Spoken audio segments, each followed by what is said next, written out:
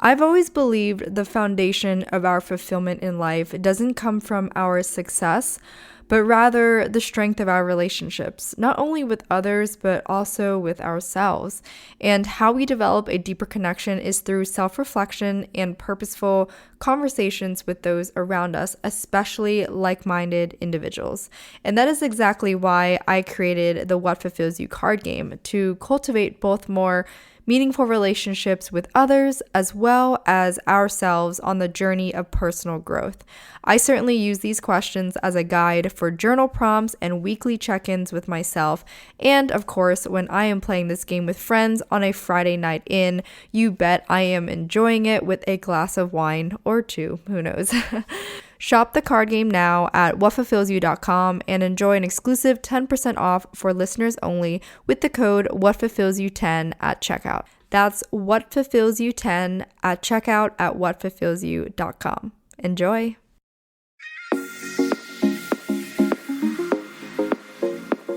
I'm Emily Elizabeth, and I'm the host of the What Fulfills You podcast, a show for and about individuals always seeking to be their best selves.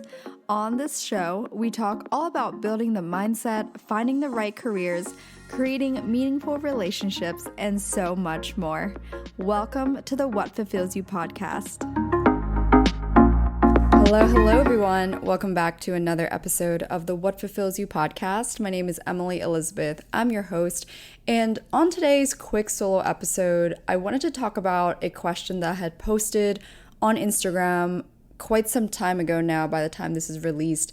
And it was around the question of, do you believe in second chances? And at the time that I was posting about this and getting feedback and thoughts, and I posted a poll basically on my personal Instagram to see what my audience thought, and I wasn't surprised to see, actually I'll take that back, I was kind of surprised to see how many people actually said that yes, they believe in second chances. But then what I did get more clarity on is when some people messaged me through DMs and had a conversation about that it depends on the context.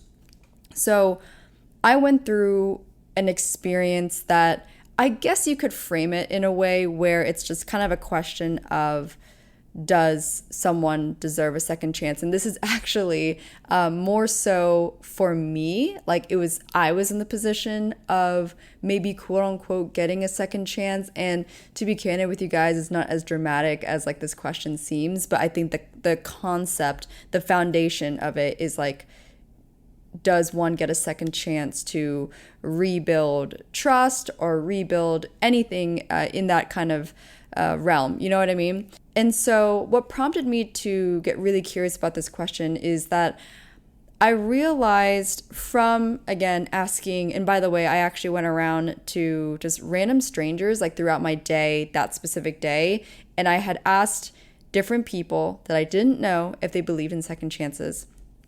And what's interesting is that from my observation, I think a lot of people on the younger side, again, maybe like my age and the millennial, Gen Z generation, have a stronger tendency to have this mentality of cut them off, or no, they don't deserve a second chance, or something along those lines, right? And again, if you're the exception to that, don't, I'm not trying to say that this is something you do, and even if you're kind of in this generation, but to be fair, I think that's a pretty consistent observation, and I don't think people necessarily mean that to be mean, like to say like this person doesn't deserve a second chance, but I think there is a stronger notion nowadays, like let's say it's in the dating realm or like a friend realm, and you're like, nope, I'm not going to give him or her a second chance, like they fucked it up, whatever. While I think it's very valid, and of course it always depends on context, I do think that we, again, I'm speaking on my generation, have this belief like, well, there's more fish in the sea, that's for sure, on to the next, right? Or, fuck them, they lost their chance. So what's interesting is I'm actually sharing this from a perspective of someone who once actually had that mentality. I would say probably in my early 20s and lingering towards, 24, I had more of this mentality that, you know, you get one shot. If you didn't do it right the first time, you're not going to get a second shot with me. And that's kind of on all fronts. But of course, like I think dating is like a great example. And in reflection of this question, I actually asked myself, well, how did you handle certain things? And when was it beneficial actually that you gave people kind of an opportunity for a second chance, right? So I think that's also something to be mindful of, is just because you give someone the opportunity to have a second chance, whatever that looks like, it doesn't mean that you have to give it to them. And so I think this is where like being mindful comes into play. And I'll give a personal example, and one that I am grateful that I had the capacity and maturity to enable the opportunity to give someone a second chance. But if you've been listening for a while, like a long time ago, I mentioned a story about this one guy that I was talking to right before I moved to New York. I moved to New York in August 2021. And it was that summer that I had started talking to this guy who happened to live in New York, and I was in Los Angeles at the time. And we went on like quite a few dates and hung out and whatnot. We talked every day, all that fun stuff. And this guy is also older than me. And when I say older, I'm talking, I'll give you guys an age range, like definitely somewhere between 8 and 12 years older than me. And especially at that time, like that was not abnormal for me. Like I was kind of consistently dating people a bit older like that. And so I was actually really surprised to see that this guy who, at the time I thought would have the maturity and capacity to communicate, he blatantly ghosted me. And when I say ghosted, like I'm talking, we had plans to get lunch on a Saturday. I had seen him the day before, like we were talking, everything was normal. We had talked the night before. And, 11 a.m.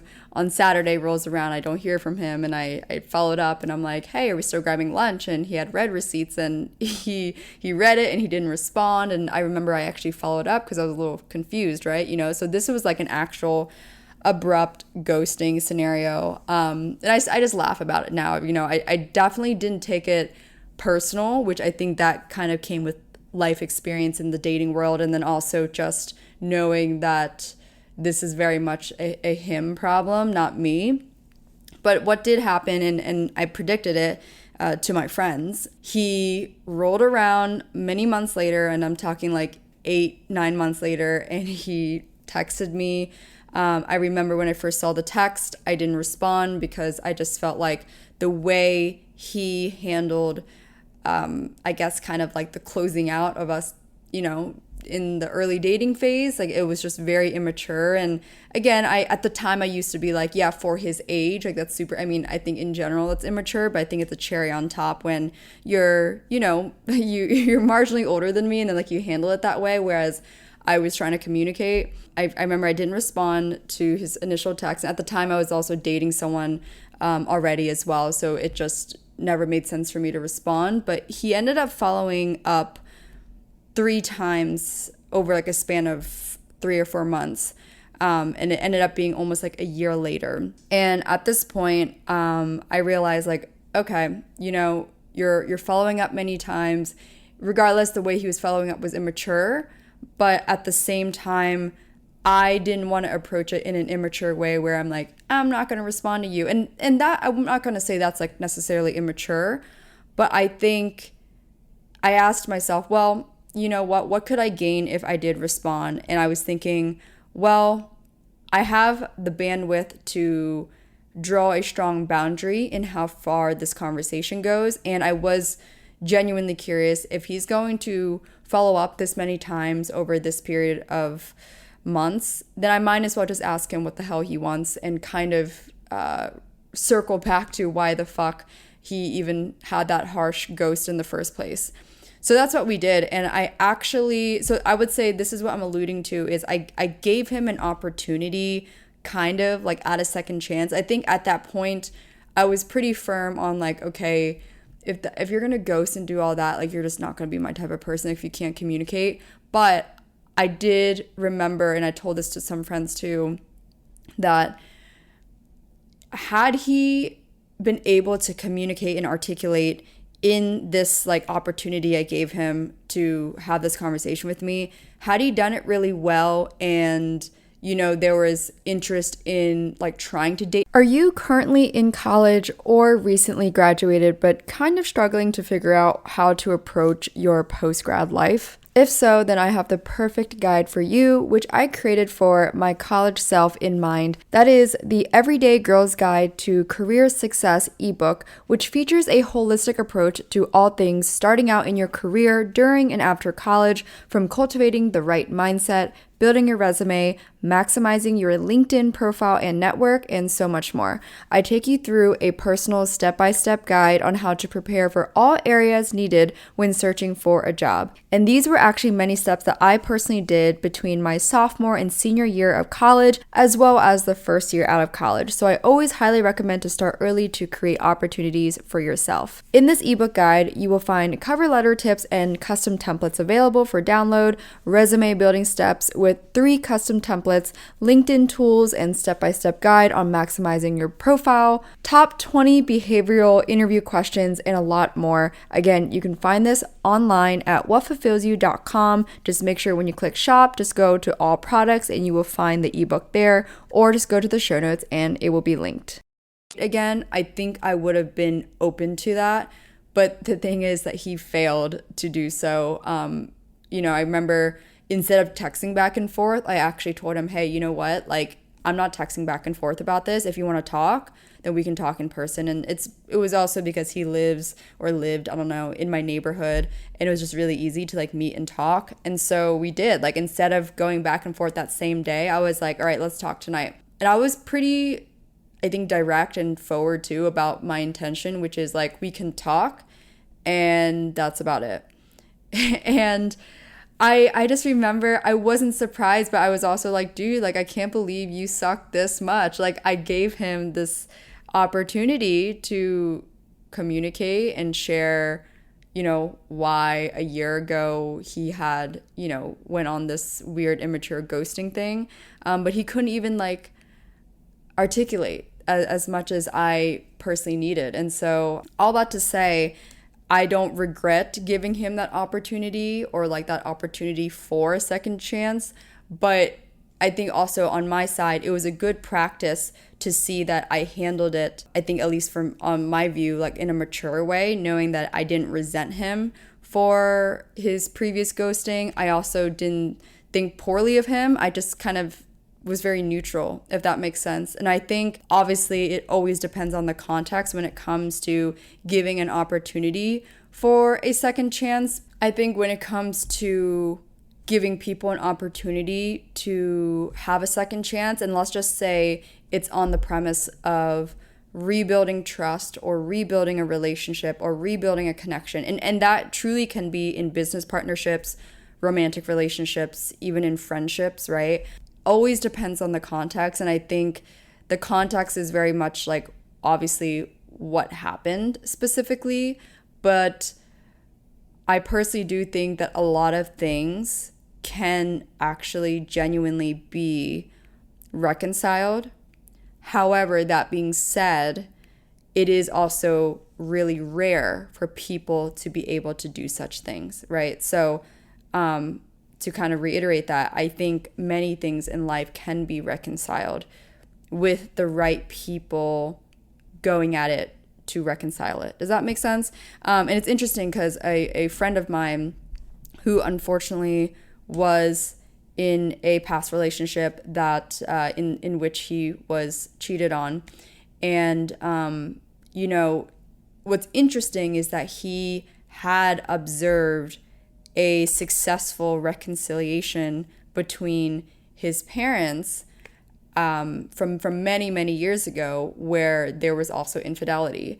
And he shared with me kind of his reflection on that, his observations on that, and at the time, whether he believed he could do the same from his relationship at the time when he discovered that his person was not faithful and loyal, and in which to like that person also had communicated to him. So luckily, like he didn't just like randomly find out, but like yeah, anyways, that detail doesn't matter. But I just think what's interesting was being able to hear from his perspective on what he observed specifically from his parents and why those specific steps and actions enabled them to reconcile and move forward with their life in a healthy way. Obviously, again, I'm saying that is rare, but I also never think anything is impossible. But that's also just my personal framework in life.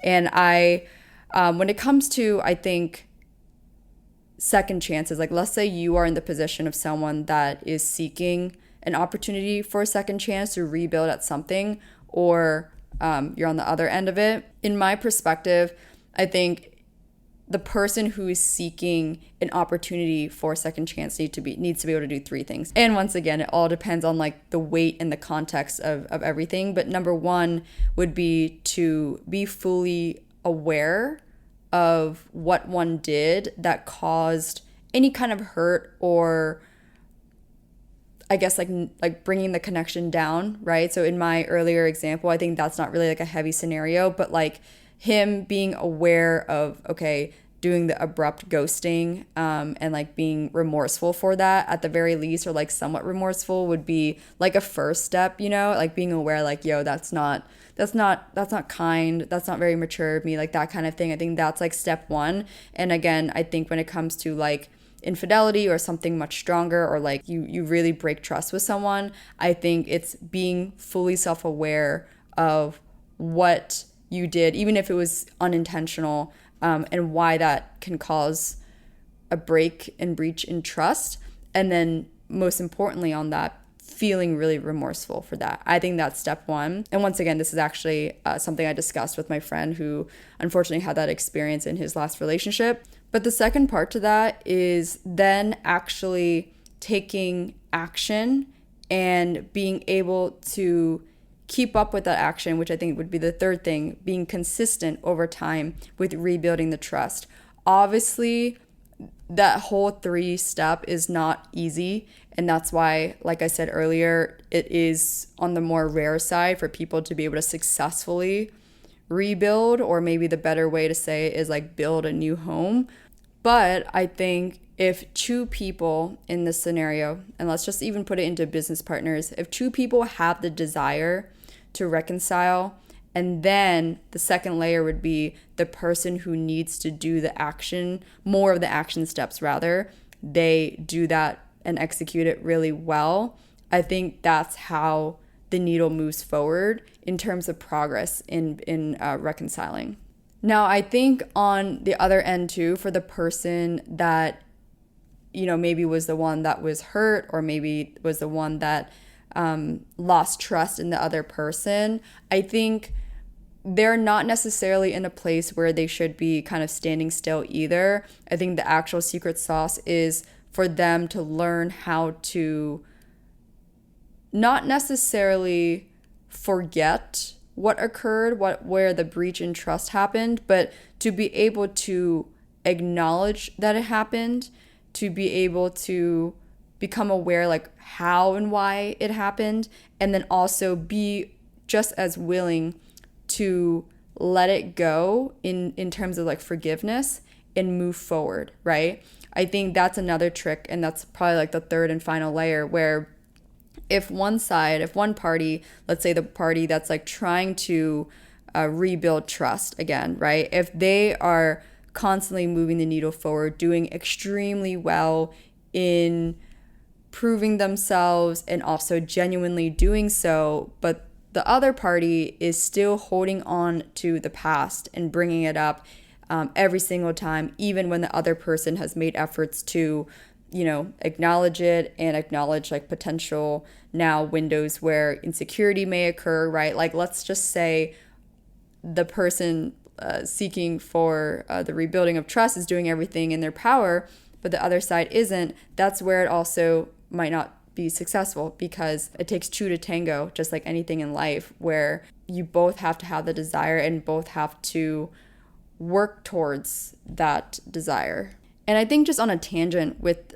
forgiveness and letting go, something that I've learned over the years, and once again, I'm thinking about my younger self who used to be a lot more hard-headed and maybe even revengeful in a way. Like, I'm talking like myself when I was 20, so this is 6 years ago. But I certainly can say there has become a much lightness in me in terms of my ability to let go and inevitably like just forgive people. Or maybe a better way that I would use it is I've given people grace, and I don't really point fingers that they should know this or they shouldn't know this. Like, I genuinely have shifted my entire framework on that because I think especially the two things that have helped me, reading more about mindfulness, especially the teachings from Thich Nhat Hanh, someone I highly recommend if you are someone that wants to develop more internal peace and mindfulness in your life. I 100% recommend his teachings, Thich Nhat Hanh. But I also have learned in terms of letting go to free yourself from the lower frequencies and the anger. In addition to mindfulness, also I learned from Hawkins' scale of consciousness. And I've talked about him before, just in that what I've learned from reading and watching different videos is that if I am constantly operating from a state of love and working towards just being a person of love, I also naturally drop the things that don't enable me to be in that state. And I've noticed that significantly over the years for myself. Obviously, again, things still bother me and maybe they bother me in the moment, but I think it's just the muscle and practice of recognizing like I want to just be the most loving human being I can. And it is really helpful that I am, number one, surrounded by a lot of people and friends that embody that, but also friends that have taught me that as well, especially Elia, been on the podcast. He was the one that kind of brought this notion to me,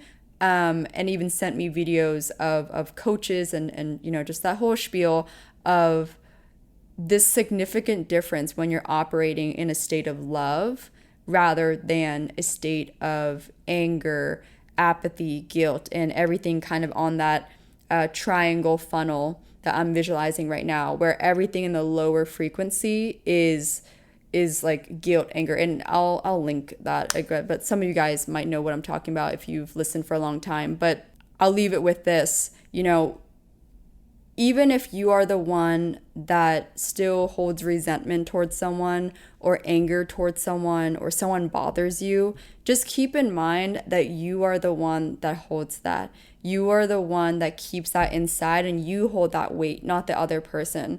So regardless of whether you reconcile with another person or whether you even like another person, it doesn't, like, that doesn't affect them no matter how much anger you hold towards them. So you might as well just kind of like peacefully love them, whether it's from afar or just from human to human. And I don't want to be all woo-woo and say like, oh, like love everyone and love your neighbor and stuff. But I will say like that takes time as well to like get to that place of empathizing and recognizing that each person has their own suffering, and the way they go about life and the way they express and let these things out just happen to vary. And I think that for me has also enabled me to be a much more empathetic person to people, because I know deep down like people don't mean it. That doesn't mean I don't draw boundaries though. Like if there's certain people, that's including family, that don't serve